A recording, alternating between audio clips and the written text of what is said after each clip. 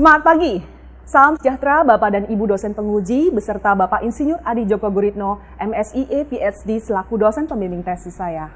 Semoga Bapak dan Ibu dalam kondisi sehat selalu meskipun kita sekarang berada dalam kondisi situasi pandemi COVID-19. Perkenalkan, saya Elisa, mahasiswi FEB UGM Kampus Jakarta, Angkatan 39C. Pada kesempatan kali ini dengan bangga saya akan menyampaikan hasil topik penelitian saya dengan judul Analisis Akar Masalah Rework pada Scrum Product Development dengan Six Sigma di MIC. Berikut presentasi dari saya. Latar belakang daripada proses penelitian ini diawali dengan fenomena bisnis batubara yang sangat rentan dengan kondisi bisnis eksternal terkait kondisi geopolitik dan makroekonomi. Kebijakan industri di China berdampak langsung pada fluktuasi harga batubara. Dapat dilihat di sini pada bagan bahwa kondisi batubara itu sangat fluktuatif. Kita dapatkan bahwa PT XYZ di tahun 2017 batu bara jatuh hingga ke angka $90 per ton. Produktivitas untuk unit hauling itu masih belum tercapai di 85%. Hal ini membuktikan bahwa ada opportunity untuk di area cost hauling ini karena hampir cost terbesar proporsinya 39% sendiri ada di cost hauling ini. Nah, ini menjadikan sebuah peluang atau opportunity bagi PT XYZ untuk melakukan peningkatan produktivitas dan juga efisiensi biaya melalui inovasi transformasi digital. Berbekal dari literatur yang sudah ada bahwa banyak teknologi digital yang dilakukan dan paling relevan untuk industri tambang. Kita bisa lihat di chart. Nah, PT XYZ sendiri memutuskan dengan kondisi yang ada untuk melakukan penerapan teknologi Big Data dan Data Analytics sejak Oktober tahun 2017. Hal ini juga sejalan dengan Presiden Letter di PT XYZ bahwa Presiden Direktur PT XYZ sendiri menyatakan bahwa seluruh inisiatif digitalisasi dan inovasi itu harus bertujuan kepada optimasi sumber daya dan meningkatkan productivity dan bukan hanya bersifat nice to have atau hanya mengikuti tren. Jadi awal mulanya pengembangan proyek ini atau produk ini dilakukan bersama dengan konsultan. Dari awal tahun 2017 hingga dengan Mei 2018. Di awal ini sudah dikenalkan melalui konsultan untuk Scrum framework ya terkait pengembangan produk dengan menggunakan konsep agile. Namun setelah berakhirnya kontrak dengan konsultan, PT XYZ sendiri sempat beralih ke cara-cara yang tradisional atau cara-cara lama. Namun mengalami kesulitan karena perubahan requirement terhadap pengembangan produk yang selalu bergulir. Hal ini tidak dapat dilakukan dan akhirnya PT XYZ sendiri memutuskan untuk beralih ke Scrum Framework itu sendiri tanggal 6 Agustus tahun 2020. Nah, berikut adalah fakta data statistik deskriptif yang menyatakan proses yang dilakukan di tahun 2020 dalam bentuk sprint ya, dilakukan sebanyak 11 sprint. Namun ini sebenarnya ditargetkan hanya sampai dengan 9 sprint. Didapatkan fakta bahwa pengerjaan atau penerapan Scrum Product Development di tahun 2020 masih tidak efisien dan tidak efektif. Prosesnya molor selama 2 minggu, akurasi metrik hanya tercapai di 58% dan juga completion metrik baru tercapai di 73%. Dan masih banyak ditemukan banyaknya produk-produk yang rework dari sprint 1 ke sprint berikutnya. Dan ini menunjukkan adanya pemborosan atau waste. Dari hasil fakta tersebut kita dapatkan bahwa peneliti juga melakukan perhitungan to loss opportunity dari 7 use case yang terlambat dari target di sprint 9. Didapatkan kondisi ini mengakibatkan adanya loss untuk alokasi sumber daya yang dilakukan dalam product development ini sebesar 839 juta rupiah. Jadi hal ini membuat tertarik ya bagi si peneliti untuk mengkaji lebih lanjut sebenarnya apa yang menjadi permasalahan dalam Scrum Product Development ini sehingga masih banyak terjadinya isu kualitas terkait pekerjaan berulang atau rework dengan menggunakan metode Six Sigma di MIC. Adapun pertanyaan penelitian yang akan dibahas dalam penelitian ini yaitu terkait apa yang menjadi faktor penyebab isu rework, apa yang menjadi akar-akar penyebab dominan isu rework itu sendiri, dan bagaimana usulan rekomendasi perbaikan terhadap akar penyebab dominannya. Nah, dari sini peneliti juga membaca ya beberapa literatur dari jurnal, dari e-book dan lain sebagainya, cari solusi yang tepat untuk permasalahan penelitian ini. Yang pertama adalah Agile Project Management. Di sini peneliti mengambil bahasan dari Agile Report. Didapatkan bahwa dari hasil survei beberapa responden selama 5 tahun terakhir, rata-rata 58,4% kerangka kerja Scrum adalah kerangka kerja yang paling banyak digunakan. Teori berikutnya adalah terkait pendekatan Iron Triangle. Tradisional itu lebih mengacu pada plan driven, sementara kalau Agile dia berfokus pada penyesuaian kebutuhan pelanggan. dan berfokus pada value driver. Kemudian, 3 adalah terkait unnecessary rework. Di sini dilihat menurut Remdo dan Huzor bahwa rework itu sendiri bisa ada 2, yaitu tenaga kerja ekstra yang dilakukan untuk mengulang proses atau aktivitas yang salah pertama kali atau karena perubahan permintaan. Kemudian landasan teori berikutnya adalah terkait Scrum Framework. Di sini, Scrum sendiri merupakan kerangka kerja yang membantu individu, tim, dan organisasi dalam menciptakan nilai dengan memungkinkan tim untuk dapat beradaptasi dalam situasi yang kompleks. Berikut adalah the roadmap to value dari Scrum Framework itu sendiri yang diadop oleh PT SYZ. Kemudian landasan teori yang berikutnya adalah terkait implementasi metodologi Six Sigma untuk mendapatkan peningkatan ini ya, proses dengan mencari root cause permasalahan dari isu kualitas ini. Dan juga ada 7 referensi kajian penelitian terdahulu yang dilakukan atau diadop oleh peneliti, karena peneliti tidak melakukan kajian dari nol ya. Jadi bedanya di sini kondisi yang dilakukan oleh peneliti saat ini di PT SYZ lebih ke organisasi proyek yang ada di bisnis tambang.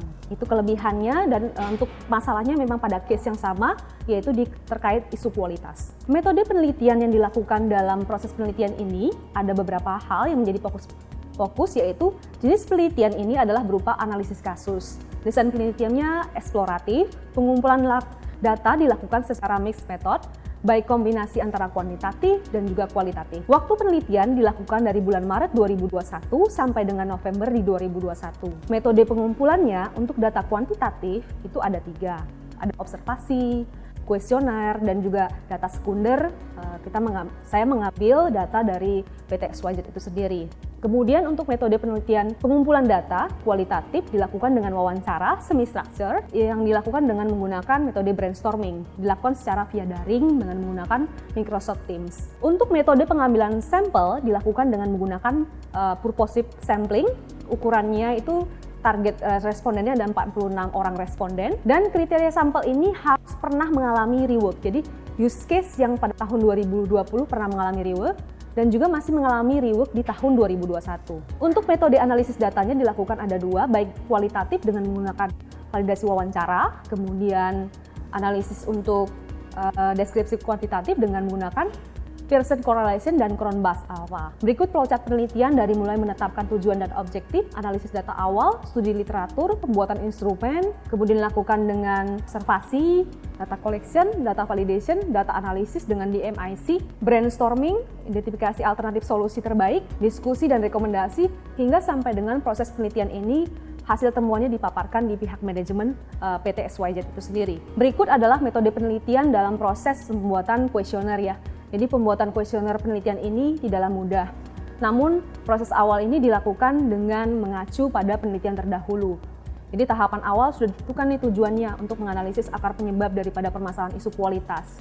Kemudian mengambil dari teori Scrum itu sendiri, kemudian studi literatur, kemudian hasil-hasil pernyataan yang ada, baik pernyataan ataupun pertanyaan digabungkan, kemudian divalidasi lagi untuk mendapatkan beberapa referensi pertanyaan-pertanyaan yang dapat dilakukan kembali untuk melengkapi kuesioner yang ada, sehingga benar-benar bisa meng-capture problem yang ada terkait permasalahan rework. Masuk ke fase pembahasan di penelitian ini diawali dengan fase define, yaitu menggunakan tools berupa SIFOC diagram, itu untuk product development big data di PT XYZ sendiri. Jadi dibatasi dari mulai tahapan supplier, input, proses, output hingga customer. Di sini didapatkan kebutuhan pelanggan ya untuk mendapatkan produk yang berkualitas sesuai dengan requirement dan tepat waktu. Jadi dari tahapan proses requirement planning, design, build, test, release, dan run. Jadi kemudian dilakukan pengukuran to as performance, ternyata didapatkan masih ada terjadi product development yang lambat selama 2 sprint, persentase pengerjaannya juga di tahun 2020 tidak tepat di 1 sprint pertama ya. Jadi baru tercapai 58% yang benar-benar bisa selesai dalam 1 sprint pertama. Defect atau reworknya juga sangat banyak, yaitu sebesar 130 produk yang mengalami repetisi pekerjaan. Kemudian ada juga ditemukan fakta berupa produk yang decline sebelum rilis ke pelanggan karena terjadinya temuan safety. Kemudian pengembangan produk yang terlalu lama, kurang lebih 1,5 tahun. Dan juga setelah dilakukan perhitungan untuk sigma yang ada di PT SYZ sendiri masih di tataran rata-rata industri, yaitu di 3,1 sigma. Dari hasil analisis ini kemudian diukur ya berapa sebenarnya target yang diharapkan dari manajemen, dan didapatkan bahwa target yang diharapkan adalah improve dari 58% ke 75% untuk akurasi metrik dari pengerjaan produk yang harusnya selesai saat di sprint pertama. Kemudian di fase analyze, dari hasil responden yang sudah mengisikan data di 43 orang responden didapatkan hasil bahwa jenis kelamin yang pria itu lebih banyak mendominasi dibandingkan dengan jenis kelamin wanita. Kemudian rata juga di usia 30 sampai 35 tahun dengan pengalaman kerja 10 sampai 15 tahun. Seluruh responden terwakilannya terhadap 10 use case. Ternyata memang secara grafik terpenuhi. Kemudian rata juga mayoritas masuk ke organisasi Big Data di PT XYZ sendiri di tahun 2018. Dan mayoritas memang pendidikannya di strata level 1. Namun didapatkan fenomena di sini bahwa dari total sampel responden, mayoritas di 35 orang, 81,4% itu ternyata memang belum pernah training Scrum Framework. Padahal di sini untuk responden ini adalah orang-orang yang mengembangkan produk dengan Scrum. Dari hasil yang ada, dilakukan proses tahapan berikutnya untuk analisis uji validitas. Dari 37 butir pernyataan yang ada dilakukan di instrumen penelitian, diuji dilihat nilai percent correlation-nya, kemudian dibandingkan dengan R-tabel. Jadi ini untuk melakukan uji validitas, tahapan yang pertama seperti itu. Kemudian yang kedua adalah dengan mengecek nilai signifikansi ya, dari nilai p-value yang kurang daripada 5%. Didapatkan hasil uji validitas dari 34 butir pernyataan valid dan 3 butir instrumen tidak valid. 2 dari faktor metode dan 1 dari faktor manusia. Ini dilakukan dengan software Minitab 18. Dan total keseluruhannya ada 15 akar penyebab dominan. Kemudian dilakukan analisis berikutnya adalah uji reliabilitas untuk melihat sebenarnya apakah faktor-faktor ini memang reliable ya terhadap permasalahan isu rework.